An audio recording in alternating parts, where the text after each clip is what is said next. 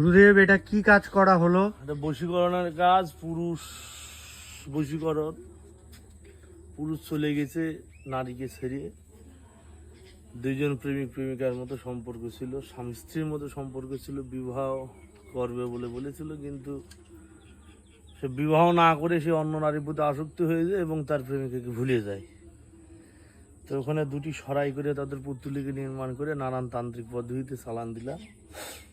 দেওয়ার পর একটা 28 কলার একটা ভোগ ছিল মাসনার, সে 28 কলা মাসনার ভোগ দিয়ে কলা কেটে কলা নিবেদন করে জলে দিলাম।